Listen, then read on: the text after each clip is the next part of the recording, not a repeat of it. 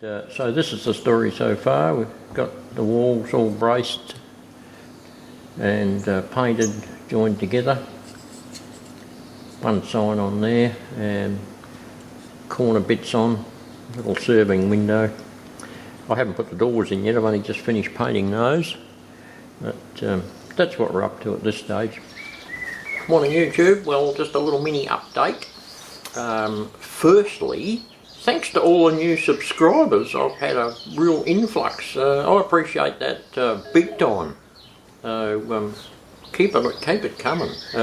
500 subs is just around the corner, and then it's on to the big 1,000. So, yeah, appreciate all the help, and yeah, please keep it coming. And I'll keep the videos coming with that sort of encouragement. Anyway, back to the point of the video as well. Just come back from Adelaide for a couple of days medical appointments for the wife. Managed to sneak in a very short visit to a model railroad shop up there that keeps a bit of second-hand stuff, and got a little mini haul of a few bits of track that I was really after. So this is what I got. Now just zone in here. Yeah, nice, very nice long number 8 point. $19. I mean, these sorts of things are 3 times that price new, if not more. Nice medium point, $9. A little short Y, which are always handy for in little industrial areas and that sort of thing. And a little N scale curve, right hand point, which can be used on the little N scale Empire that me and the grandson are going to get stuck into at some stage. And most importantly, although it seems rather simple, but I've found some big radius set track, which, now this big radius set track that I've been looking for is to go around that outside line for at least 2 pieces to keep it nice and uniform around this, what will be the timber trestle here, double track timber trestle. And they had 4 bits, so I thought, well, they were only a couple of dollars each, so I thought we'll grab all 4 anyway.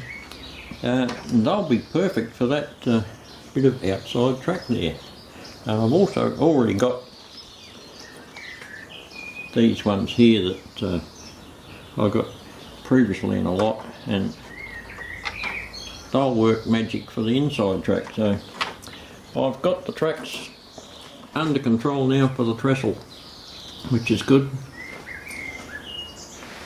And on the subject of this water end, I have all the little pillars underneath for the bottom track under there. They're all painted up, ready to be weathered. So we can do that, and we can start going on with all that area in there very soon. Get a bit of mesh in there and start forming it up, ready for the water. Got a little spade terminal for the toggle switches for the new control panel over there. Should be here early next week with a bit of luck, and then we'll be able to get on with that. Right, on the building side of things, Tiny Lou's grill, I have more or less finished that. Just some small details that can go in, like shrubbery and whatnot, and people when I put it in position, but I've got signs on them. A fair bit of weathering done. So that's another FOS Scales kit completed. Not a bad little unit. I think it's almost time to tackle something large, reasonably large anyway. So we'll put that on the completed pile and go and see what we can find for next structure build. A gathering of structures is starting to emerge. Well, that wraps it up for this episode. Thank you very much for watching. That 500 subs mark is tantalisingly close now, and it's going to be on towards to the 1,000 then.